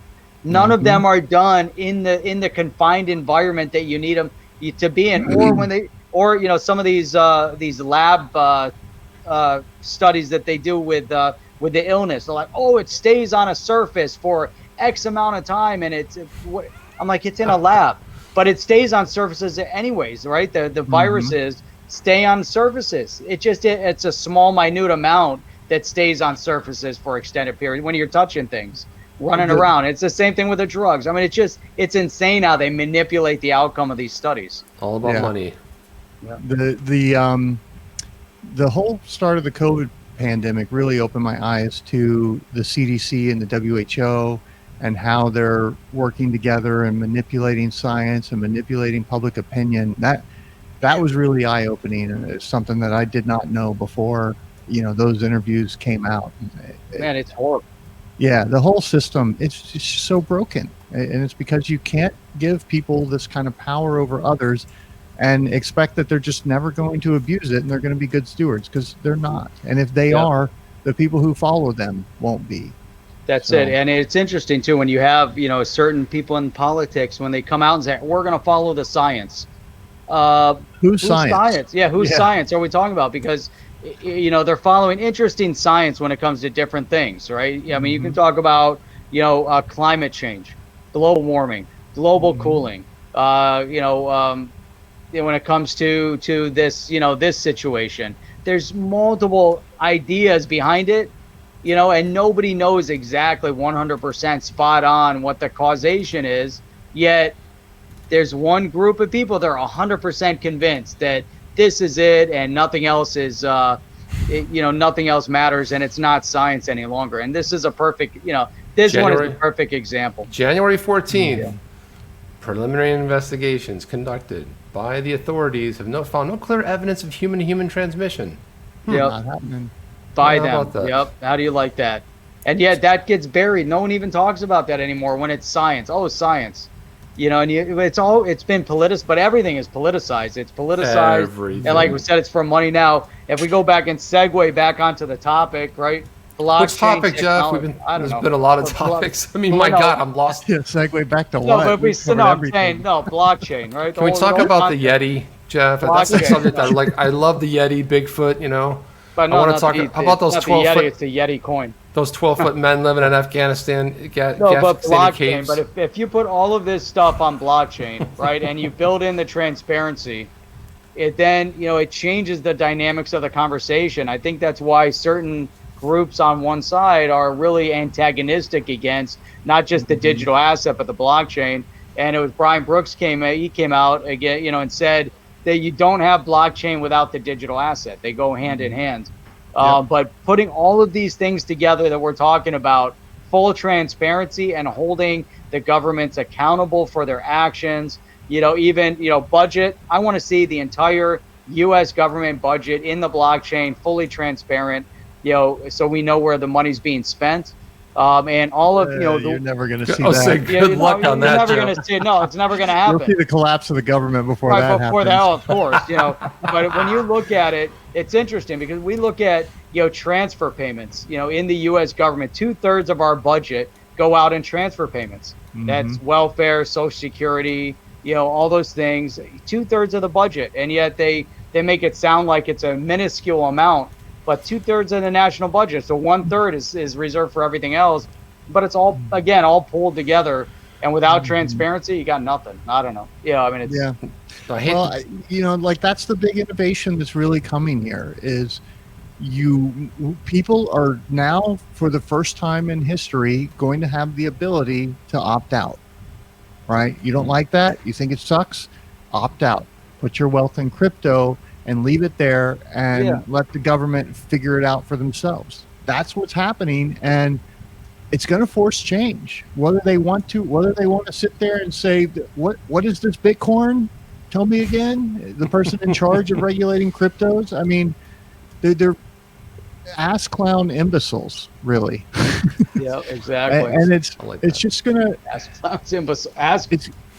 It's gonna blow up in their face if they don't take it seriously and do what you're suggesting. And I don't think they're going to. I think they'll take some baby steps. They'll do what they're forced to stay relevant. But in the end, I think we all know where this is going. And I think it stands probably one of the biggest chance that we've ever had of really getting back to a small, limited government, because if they don't spend within their means, their money's going to hyperinflate and they're going to cease to exist, in any sensible form as they do today. Yeah. By the way, that was one of the biggest segues I think we've ever had on this show. It started out with blockchain, and we went off in like 4,000 directions. We got back, Jeff, and I'm wondering if bring us back. Hey, by the way, I'm wondering if Wen Mullet's going to blame it on me. He's going to blame it on me for like sidetracking the conversation. He's always in the 100%. comments like, "There you go, Chip. You totally brought us off." And it Chip happens comes on. sometimes. I was on a roll this morning, and then Chip's over here. All of a sudden, I see him waving at the bottom. I bring him. I'm trying to get wrapped up there, trying to keep it all nice and We tight and went on, organized. yeah. He comes in, and all of a sudden, we're talking about penguins. I'm like, dude, why'd you come into the chat to talk about penguins? Penguins are pretty cool. I mean, I don't think they get enough credit, to be honest with you. There's I another like- penguin right there. I like being able to just talk about whatever Right. interests me. There's That's- people that get pissed off that it's not XRP or it's not this or I'm saying this or I'm saying that, and I'm just like, hey, nobody makes you watch. I love Joe Rogan, but I don't really care to watch his shows about fighting or the other comedians. I want those special shows where he's bringing in new information, and I don't sit there and tell him, Joe, your fighting shows suck. You need to stop that, dude.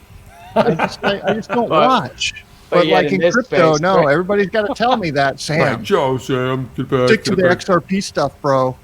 Like, okay, no, that's And- not and how you- this works. Stay in Let your me lane. explain it to you real quick. Stay in Well, I your think XRP lane.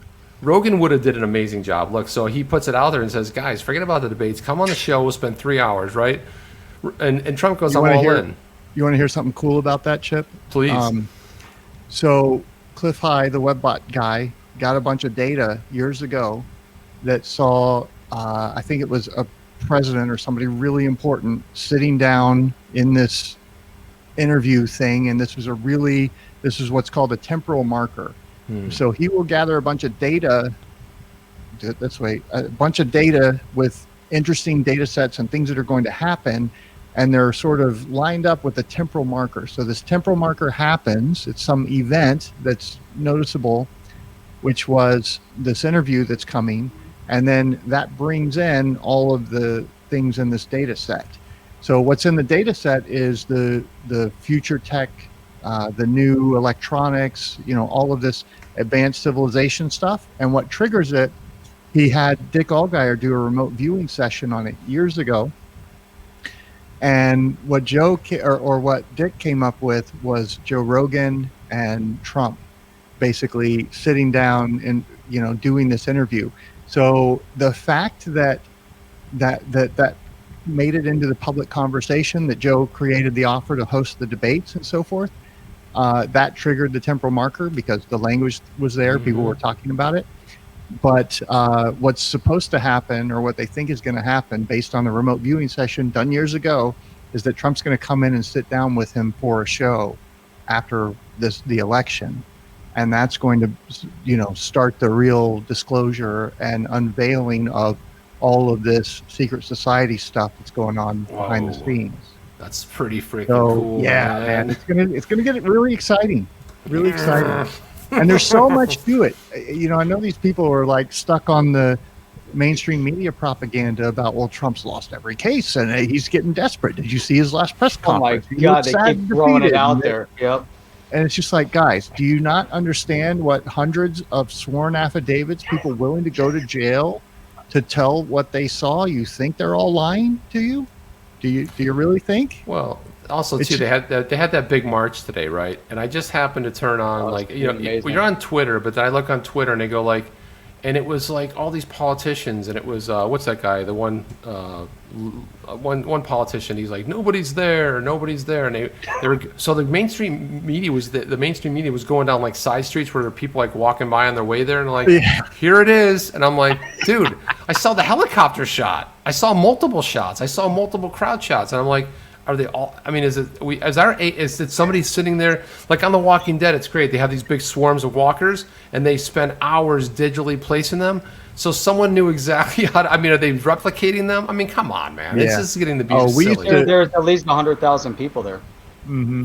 We would do our Massive. activism events in Keene, New Hampshire, and Ian was real big on this. He would always, at some point during the event, get a head count as best he could of all the people there.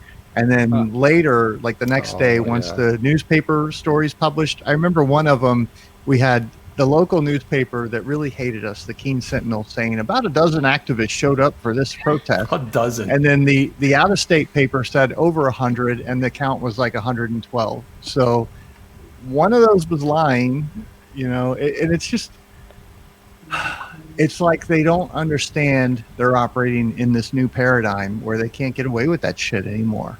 They used to be able to. Citizen journalism. They used to be able to, frame whatever they wanted in the lens, and that's all the people are going to see. Got.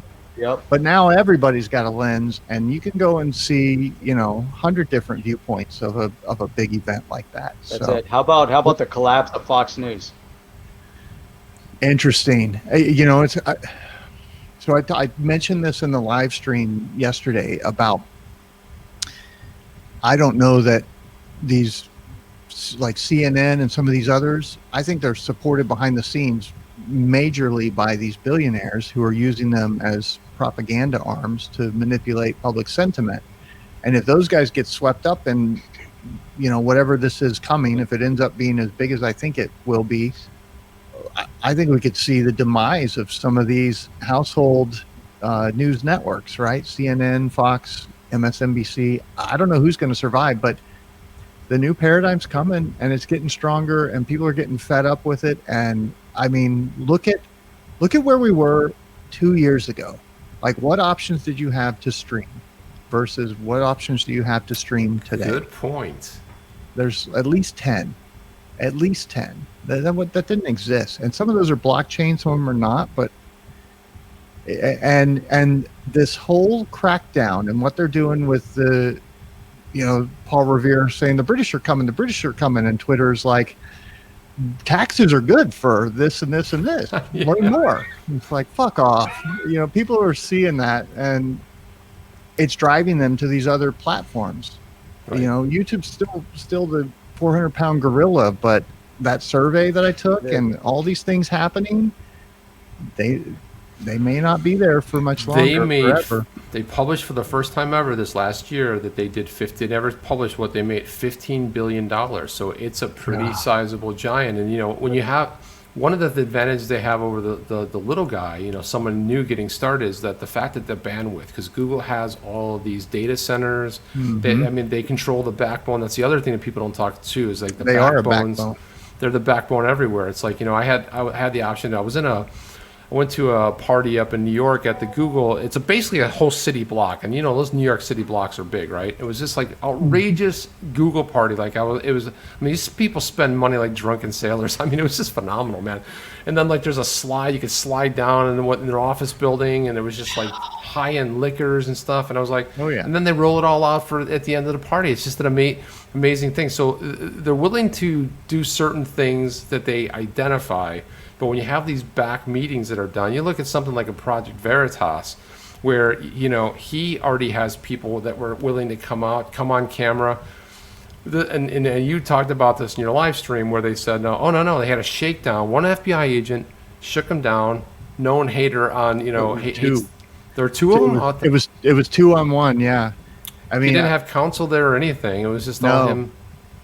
And then he said, "Oh no, he's recanted it." No, he didn't. Then you see the next video of him talking to James O'Keefe on Ver. I'm like, this is what we're doing. Is like the confliction of information. When I go to Twitter and I go to the trending topics, I want to see what's not really happening. It's like, this is the big thing. I'm like, well, no, it's the opposite of what they're saying, right? It's always like the opposite. Yeah, well, so the play that like YouTube's made, now that they've got their position really enshrined, they tried to convert us all over back to mainstream media, and people are like, no, fuck you. That's not what we want.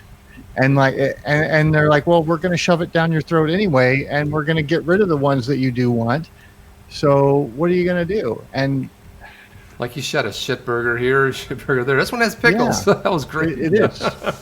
So this is fresh, real news that's going on right now, and this is all as a direct result. You probably won't even see this anywhere in the mainstream media because of the narrative that they're creating right now. But there's missiles that are being fired right now over Tel Aviv, like Ashdod, which is outside of Tel Aviv, and Tel Aviv. 4 years of pretty much quiet over there, right? We haven't seen any of the Palestinian terrorist factions shooting missiles in Israel for 4 years. But now you see the other side started bringing them back into relevancy again, engaging with the terrorists over there. And and so what's starting to happen? All of a sudden, you see the the act up again.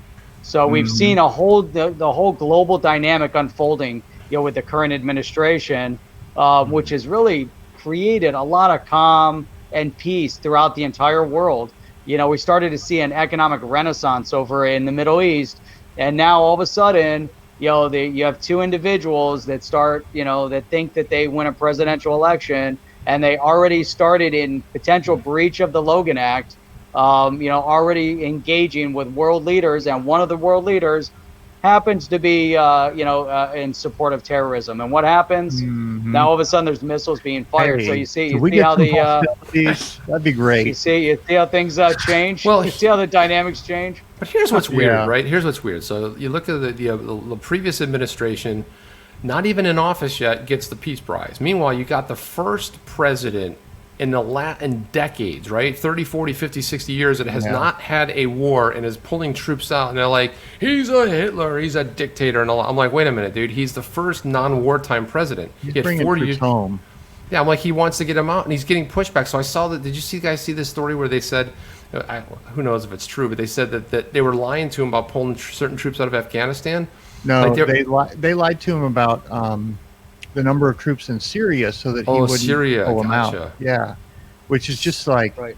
I hope that guy ends up in jail. That's treason right there, man. There's just people dying for that lie, and Yeah. he's responsible.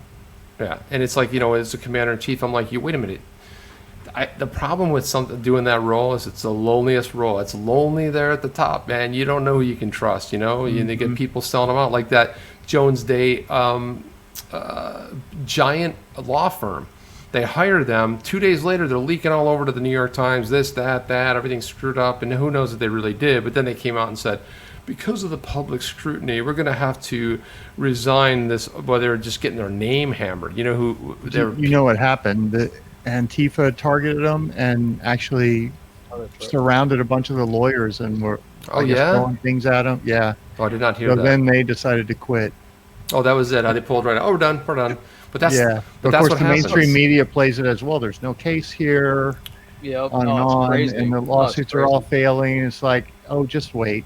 But I'm at this point, most of those people get a response to me that's equivalent to, okay, bro. Yeah, it's okay, bro. I would say, you mad, bro? You mad? You seem mad. I always love to see that one. It just pisses everybody off a lot more. It's gonna happen, or I'm gonna be spectacularly wrong. I don't think so, but if I am, so what?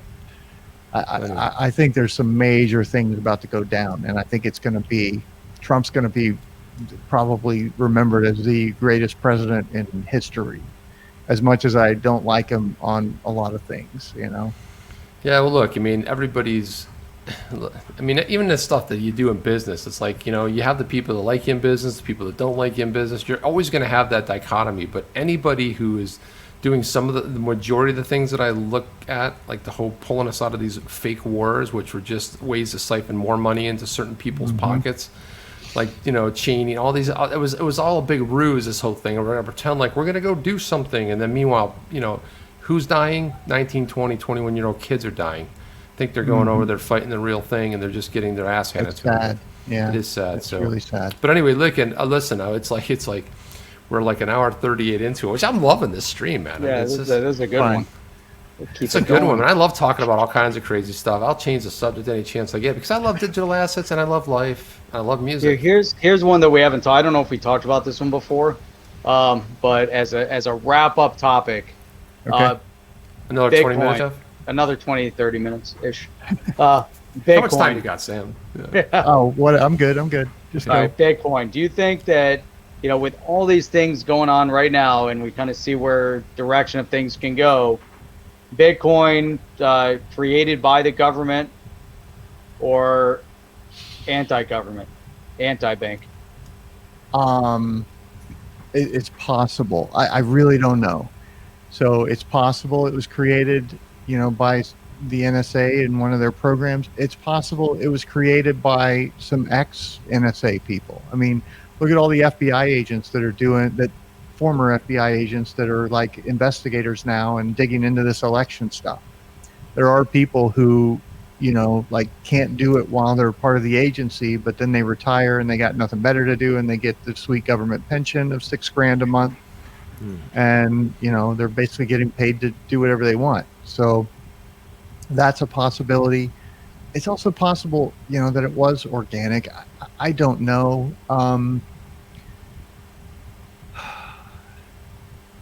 Again, it's a revolutionary technology. The change that it brought is undeniable. It's here. It's it's a first step of many more to come. And the other cryptos and stuff, as many as we have. Same thing happened in .com. You had all of this malinvestment, but it really created the infrastructure for the internet, the fiber that probably this our data is going across right now was laid during the internet boom back in 2000 at some point by all these companies that most of them went out of business because there was no way they were going to fill all the capacity because there wasn't that much data back then, but now there is.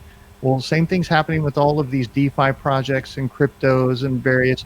95% of them are garbage, but the 5% is going to be gold in the next few years. So it saddens me. The timing is weird, right, though?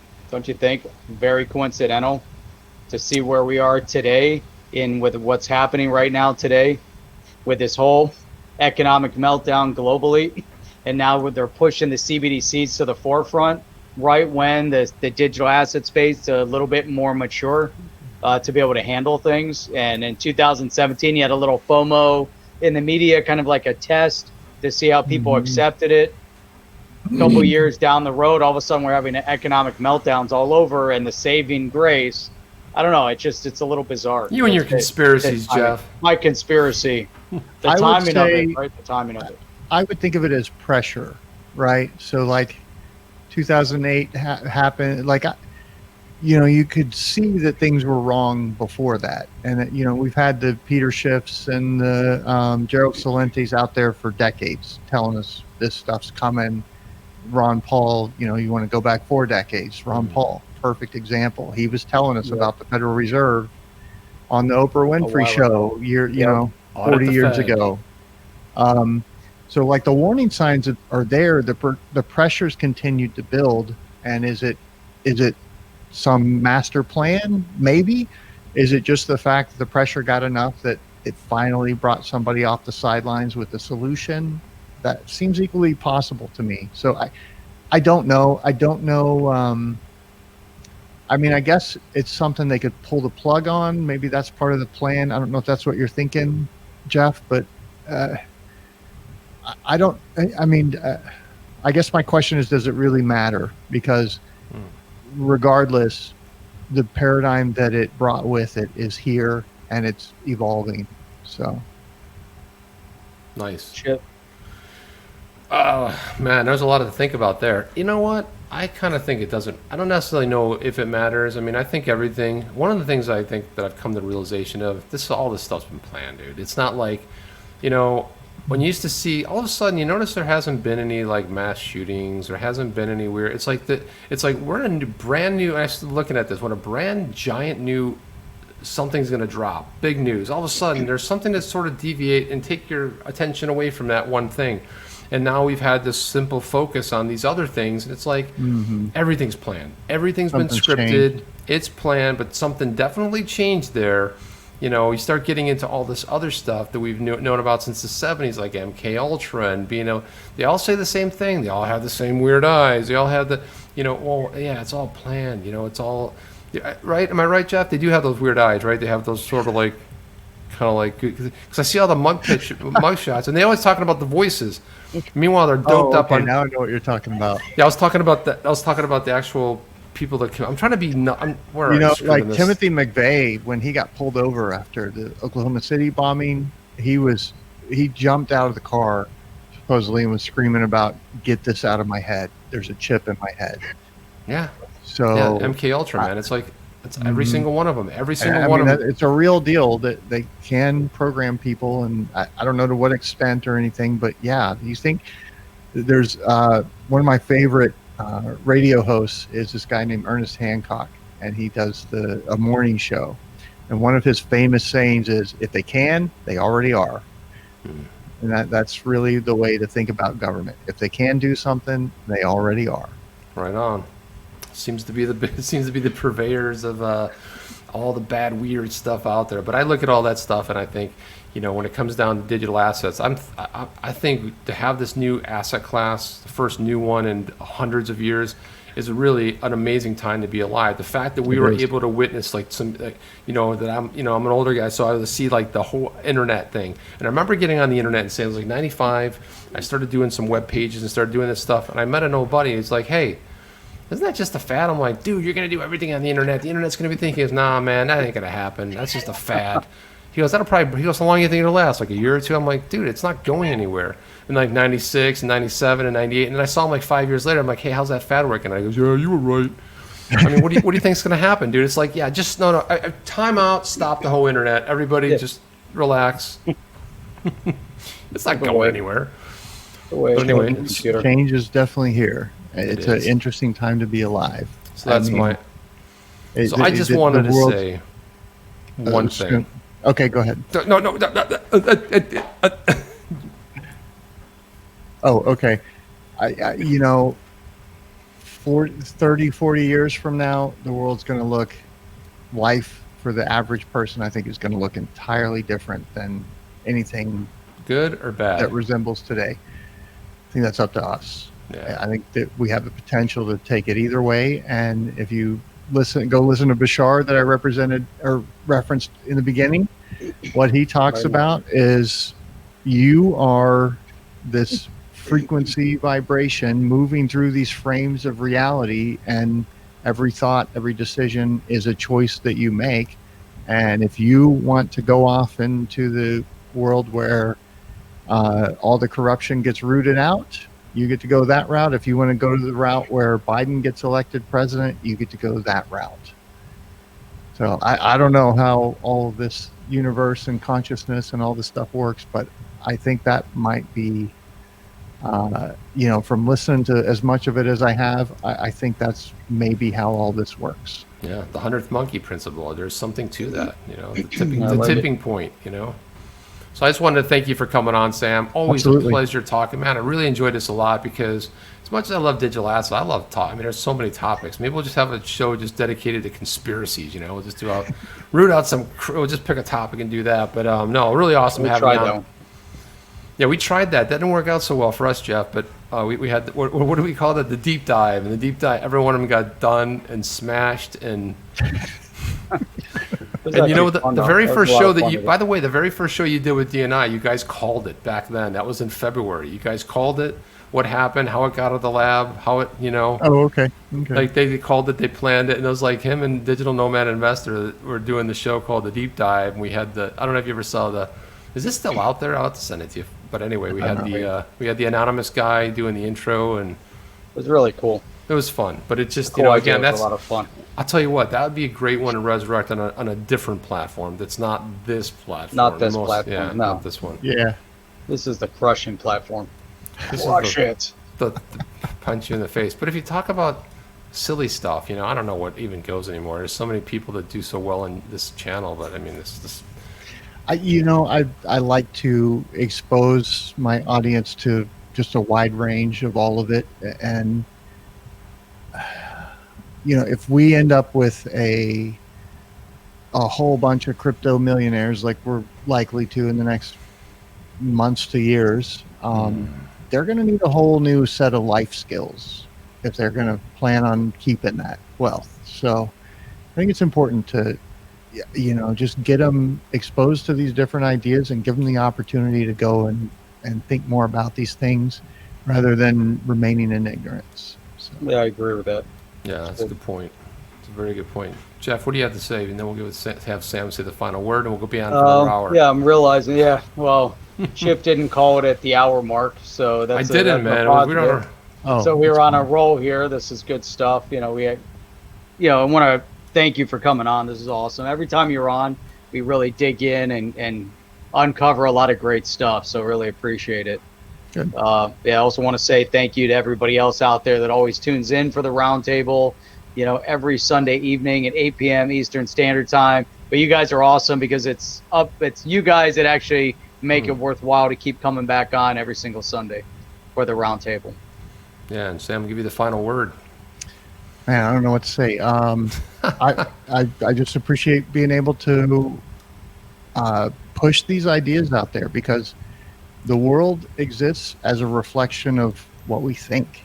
And so you change people's thinking, eventually that reflection shows up in the world. It's awesome. Wow. That's heavy to leave me with, man. I'm gonna spend the rest of the week thinking about that. That's awesome. Go watch some Bashar. I will. I'm gonna have to now. Yeah, I'm gonna have to watch some I'll send you Bizarre. some links, Chip. Yeah, send some out there. That'd be awesome. But anyway, listen, everybody, and Sam, hang out for a second because we're gonna hang out right past. I want to say one thing past the thing, but everybody, thank you for being here. We love you. You guys are. There's always a second show going on in the chat, which is always something interesting. You guys are some of the smartest people on the planet. And then there's a couple of strays in there once in a while, that kind of like find their way in there that we gotta, mods got to take over. But that's okay. It happens. But anyway, that's it. That's it for now. We'll see you on the next one. Sam, stick around. Chip out. Jeff Out. and Hit Sam. that button right there. That one. Boom. Are you down with OTC? Please like, subscribe, and click the bell to be notified when the next video drops.